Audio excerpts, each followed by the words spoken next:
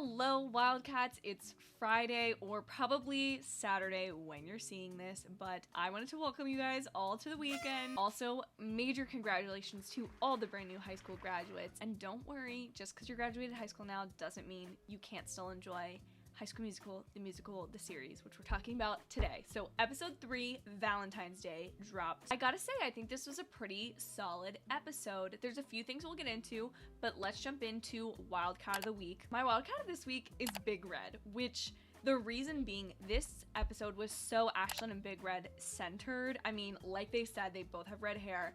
Valentine's Day is like their time to shine as gingers. More so it's Ashlyn and Big Red as a couple, because I don't think we spent too much time alone with Big Red. I mean, you take two people who in season 1 were on the outskirts of the ensemble cast, I feel like, really just kind of being supporting characters. Ashlyn even more so than Big Red, and here they are, and their relationship is just the center of this episode, the sweetest moment. And the reason I'm picking Big Red is because he understands just how to be a perfect first boyfriend, perfect high school boyfriend.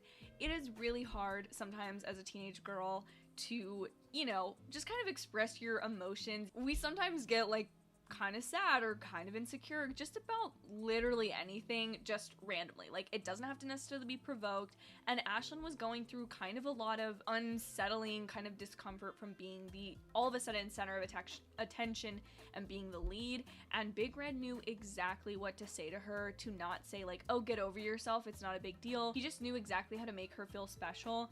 And I also think it's really, really sweet that he was going so overboard for her for Valentine's Day. And you know what? I'll say it. This will just be my first scream moment of the episode. Why was that closing number where they're dancing that was so like 50s, like Ginger Rogers, Fred Astaire, La La Land vibe, like old school musical? Why was that not in the episode? Because I want to see that whole music video. And Disney Plus, if it's not on your YouTube channel right now, I'm gonna be upset. Getting to my other scream moments for the episode. What is Big Red's first name? Please, can someone tell me what his first name is? I googled it. His name is Big Red, because that is his last name. So it's a shortened version of his last name, but no one knows what his first name is, because even his mom calls him like Red or Big Red. So we don't know his first name.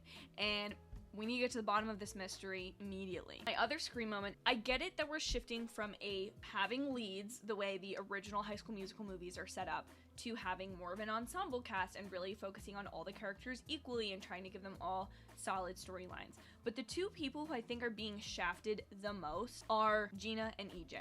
Gina and EJ were supposed to be like the co-leads, the Chad and the Taylor. I get it, they're not necessarily going to be together. I get it that EJ is a senior and he's dealing with different problems than Gina, who is homesick and away from her mom. But I don't understand what's going on with EJ and Gina in this show. From episode to episode, scene to scene that we see Gina, she is both sad and happy and awkward and funny and confident, and like she's just kind of all over the place. I feel like the way she's being written, it's like she's the new girl again, and I'm a little confused as to why. I also really did not like that scene between her and Ricky, and maybe this is something that will be addressed later. I feel like the writers are dangling that a little bit. The other thing is EJ.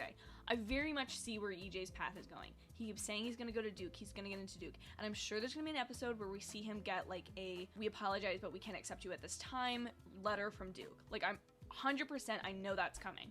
And that is great writing, because that is what it feels like to be a high school senior, is not getting into college you're supposed to go to, or the college that your family has gone to for literal generations. But I feel like he's just being used for cheap laughs, like the all black thing. That was like the only time we saw him this episode. Can we talk about that? That is enough for my bads, because this episode had a lot of goods too, but those big bads I think are going to be cloud my judgment of the rest of this series if they're not addressed sooner. Bop to the top moments. Got a lot, so we're gonna go rapid fire.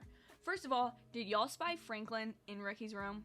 Because I did. If you don't know what I'm talking about, Joshua Bassett has a Build-A-Bear that he got when he was doing press for the first season of HSMTMTS. That bear was in his room because his look is glasses and Converse, and I spotted him and I loved that inclusion. Everything to do with Ashlyn and Big Red. Like I said, their relationship is just written as like this really sweet non-grand romantic gesture relationship. Also, I did really like the writing of the twist of the chocolates at the end of the episode, and it did give me a little hope for what they're doing with Gina, because it did make me feel like, okay, she's not like pining over Ricky. I do think it might lead to some awkward conversations in the next episode, but I really don't want that drama to be played up. Gina and Nini had their bout in the first season. We don't need that again, but I did really like that twist. My other thing is Miss Jen and Mr. Mazzara's friendship. I totally forgot she had a thing for Ricky's dad. Totally forgot. I really just love their play off of each other, and again, I love getting to see more of Mr. Mazzara because I feel like we didn't get him enough in the first season. My last bop to the top moment of this episode is all of Courtney's storyline. I do like her relationship with Howie, and I really like the fact that she handled everything with him and was like, I'm the boss here, like, you can say what you want and be as condescending to me as you want to be, but like, I'm in charge at the end of the day. And that's a power move, and you gotta do that sometimes, okay? Loved her, loved that she got the courage to sing. Last but not least, my rating for this episode. So this is gonna seem really low, and I did truly like this episode, but I'm giving this a 3.9 out of 5 stars, or a 3.9 out of 5 Wildcard rating. And the reason being so is that since I rated the premiere of 4.0, this has to be lower than that, but just barely. So like, consider it like a 3.99.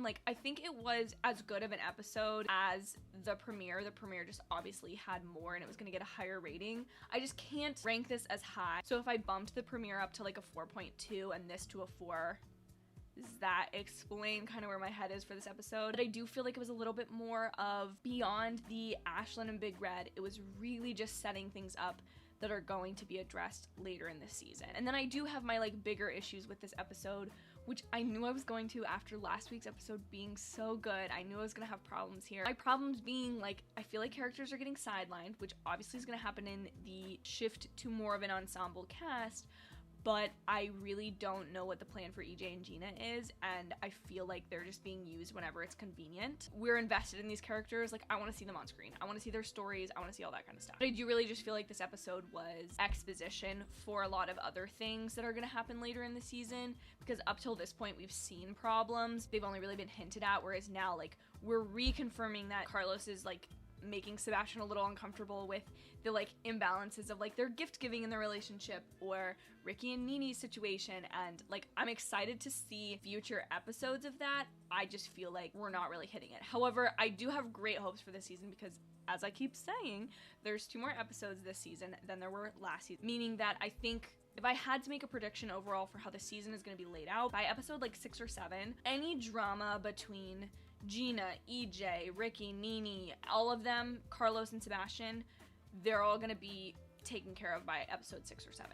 Then when we go beyond that, we'll be focusing on the Menkeys. My prediction is like the Menkeys are the second to last episode, and then there's some form of fallout. I also, if I'm gonna make a hot take, which I've been known to do, my hot take is that they don't win. And the only reason I say that is not because they're not all talented, but I just feel like we have a lot of different people in a lot of different places. Like Ricky clearly doesn't have his head in the game. Excuse the metaphor. Ashlyn is gonna shine no matter what. Courtney is getting there. Carlos and Gina are gonna have some beef in this upcoming episode. And then Nini, I feel like, is gonna end up back at East High, and so I don't really know how that plays out. I just kind of feel like it's not going to be a matter of them not doing well enough, but it's going to be like Rocky. But in Rocky, spoiler alert, he doesn't win, but the fact that he can go 8 rounds with Apollo Creed proves that it was almost as good as if he won. I see this show going for at least 2 more seasons. That is way longer than I wanted this video to be. Thank you guys so much for consistently tuning into these. If you disagree with anything I said or you agree with it, please let me know in a comment. Please like this video. Feel free to subscribe if you're interested in seeing more stuff like this. That is what I provide on this channel. And also, please hit the notification bell so you get to know when these videos go up. Thank you guys so much for watching. Have an absolutely amazing day, and I will see you in my very next video. Bye, y'all.